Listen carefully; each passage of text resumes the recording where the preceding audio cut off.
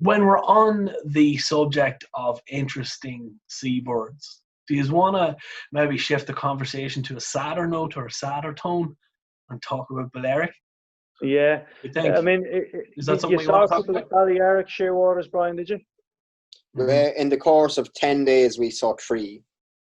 So, Wow, I mean, I was doing a little bit of research the last few days, and you know, Balearic shearwater, they've fallen off a cliff in terms of numbers. I don't know if you have a slide there, John. I just checked Irish Birding, which would be the site that most bird watchers would use to kind of upload their sightings. And in 2010, I think there were 250 birds recorded in the course of the autumn. And there was a flock, in fact, of 41 seen off Wexford by, I think it was Noel Keogh. This year so far, I think there's only been 12 birds seen in Ireland, and the maximum that's been seen in a day is 2. Now, they're predicted to go extinct within 40 years, apparently. There's kind of a sad history with seabirds, really, in the North Atlantic. It's not just the Mediterranean shearwaters. I mean, Balearic shearwaters are closely related to Manx shearwater and Yell Cooin as well.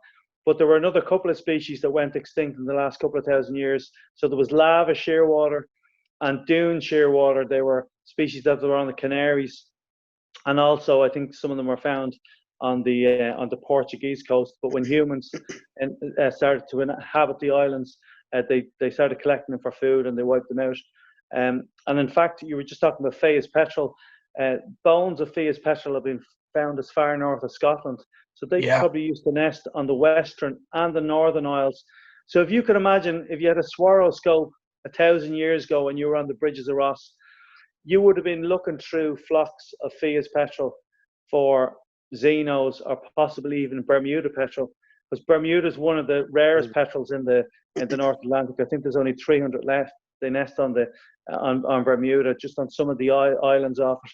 But then again, because of human encroachment, introduced cats and rats, the number went from 1 million birds down to just 300 birds, only 300 at the moment. So those birds, I think there was one recorded a couple of years ago off Ireland, a good few miles off the coast. So they probably would have been scarce or rare migrants off the bridges of Ross like only a few hundred years ago. But now, like, they're megas, almost extinct. Mm-hmm. It's crazy. It's really is crazy the impact that we can have on our environment. There's a great book called Rat Island, I believe. I can't think of the author; it escapes me at present.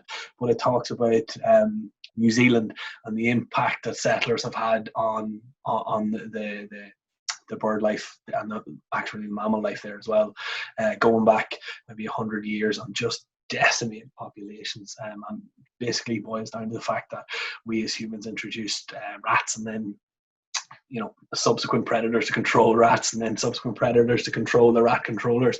But the result was just extinction on a large scale.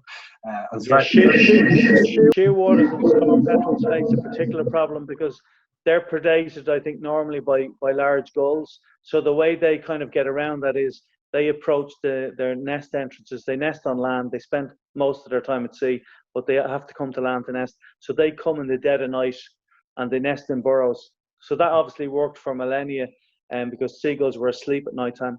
But in islands like where the Balearic shearwater nest, there's a lot of tourism. So they're building hotels in towns close to the cliffs where people want to be to visit the beaches. And there's a lot of light pollution. So the lights are on, 24 hours a day.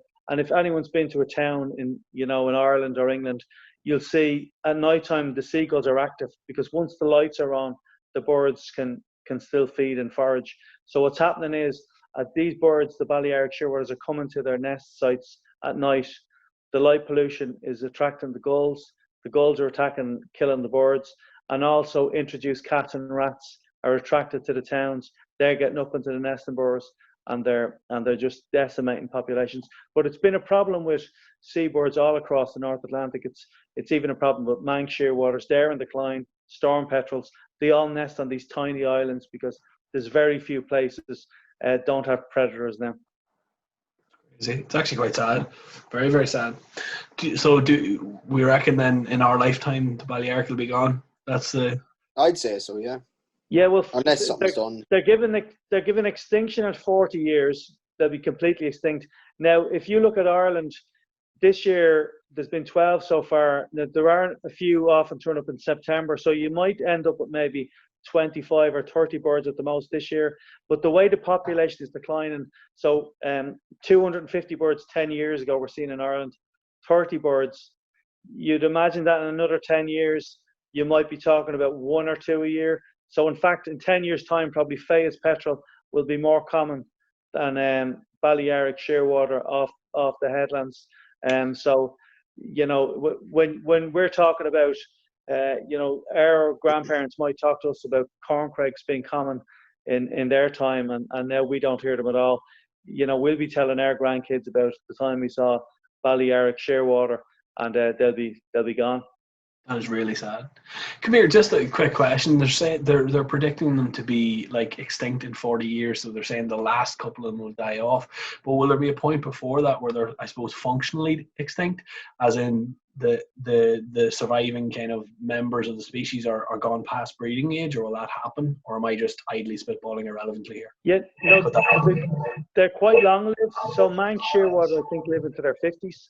Oh. So you'll probably get birds that are still living, but the population will be functionally extinct because, you know, birds will have stopped laying eggs. I'm not sure when they stop, but effectively the population's, you know, on the way to being functionally extinct, because if they're not producing enough chicks to replace the adults, which they're not, clearly, there's not, and it's just so sad because you know, it's a problem. It's worldwide, but we don't seem to be able to address these problems with declining species. We can do it.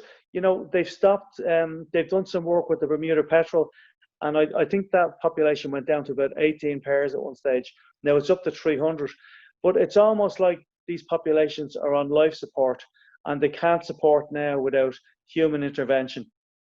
So if you take, let's say, I don't know, wherever they're nesting, but if you took civil war in one of these countries, or, you know, a lack of funding to help them, if funding was cut, any of these species could just, you know, vanish overnight.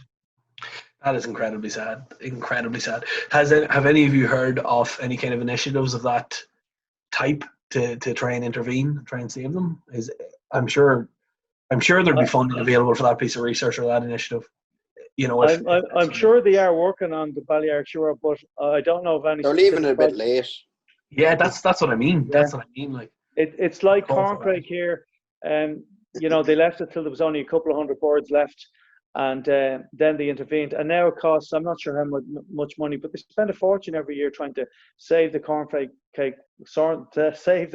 from extinction. But you know, in effect, it's functionally extinct. It can't survive across the country. It only survives on islands and, you know, some remote parts of the west. You know, if the incentives were cut tomorrow, if the government stopped giving grants for them, you know, they'd be gone in a few years.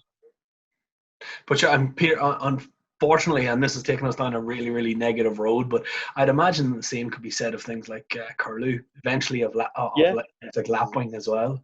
Absolutely. I think our breeding leaders are in serious trouble. I remember a few years ago there was the Irish Bird Network was like a network of emails before sort of the internet kind of took off, and we had all these websites. We used to communicate through the Irish Bird Network. It was an email kind of subscription service, and I remember back in I think it was the 90s, someone remarked, "Has anyone seen corn bunting lately?" And somebody else said, "Oh no, I haven't seen one this year." And a few lads went out to the few locations that they had been seen. I think Belmullet was the last location they were saying. Couldn't find any. They were extinct. And it was only literally someone had emailed to say, God, I haven't seen one of these in a while. And lads went out looking. They were gone. That's it. Extinct from the country. Never to return. I'm going to go on record and just say this as bluntly as I can. That is a fucking disgrace. Yeah, absolutely. That's a shocking disgrace. I'm gutted about that. Yeah. But on, look, on a positive, before you get onto a positive note, go. Corncrake is going down the same route. Curlew was going down the same route. Mm-hmm. Irish Twice are going down the same route. I mean, it really is. It's a crying shame. Yeah, and I think I bet all those people that tuned in for a joyful hour of entertainment are delighted they clicked into this now. Will we sign off? Half the nation's bird watchers go and shoot themselves. No. On a positive note, some good news regarding the curlew coming out of Monaghan. Was that this year we have pretty much increased our population of curlew by a third. We've had 3 chicks reared and fledged in Monaghan this year, so we've got the grand total of about 9 birds, which I'm incredibly happy about because fair play to you. Yeah, well, look, I had very little to do with it, but those birds, I found them and reported them to the National Parks and Wildlife about 5 years ago now at this point, so I'm pretty happy about that. But there's not that pair that bred, but there's an awful lot of work going on behind the scenes that I obviously don't look, you have to be positive. I mean, I know I was doom and gloom there about the few species, but like on a positive note, as you say, little tern is a species that's been significantly helped by human intervention. So, for instance, Birdwatch Ireland set up the project at Kilcool. I was involved in setting up the Loud Nature Trust, and we did some conservation work. I know you've been involved in that too, John. Then at Baltray, recently, I think the North Dublin branch have been involved in Portrane, and I think this year there was over 300 chicks reared from the 3 colonies. So we can make a difference when we do try, but it's an uphill road. One man actually that I think deserves he's the only man I really know involved with it. He's one of our friends, Jerry. You'll have seen him in the videos.